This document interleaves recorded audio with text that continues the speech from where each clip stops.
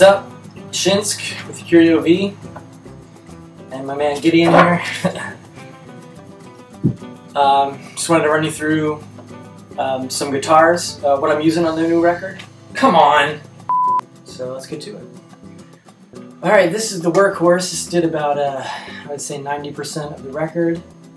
It is a Paul Reed Smith Mira, which is a little unusual for them. It's kind of the stripped down model, so there's no binding anywhere, no special inlays or anything, just a good, nice piece of mahogany, neck and body, and some Mira pickups with a coil tap, so I can go from kind of stratish single coil tone and just flip right over to the Les Paul humbucker tone.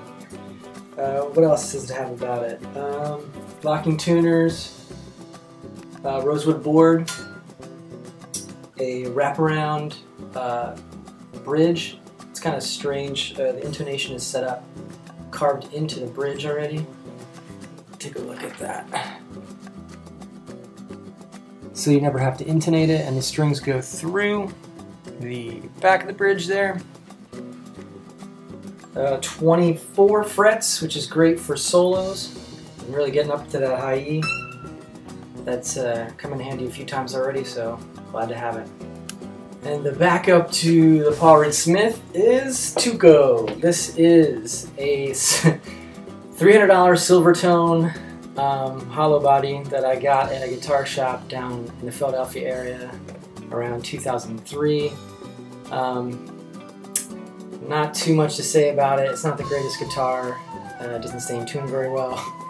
But this actually did the majority of the first record. And then the Paul Reed Smith came in at the very end. So it had its day, and it's done a lot of songwriting with me, which I'm very appreciative of. But now it's just the backup.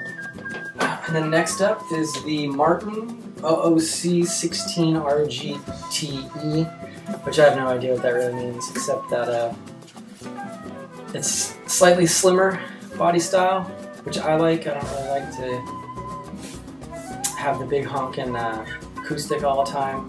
And it's got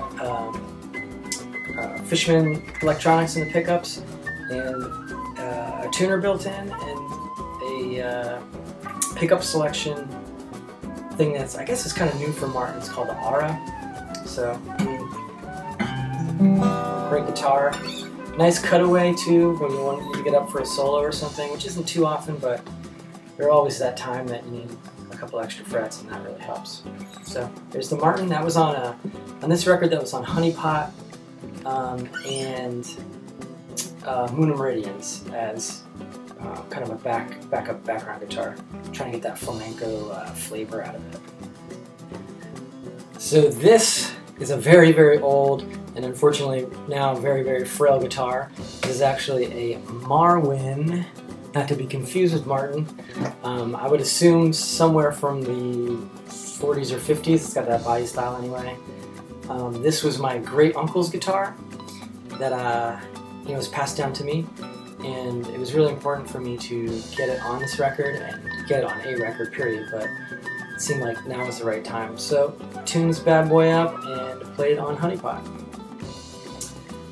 And that's really it for guitars. I'll run you downstairs and show you the amp I'm using and some of the effects. So, let's go. Alright, so this is the amp that I've used to record the entire album. It is a Mesa Boogie Lone Star Special.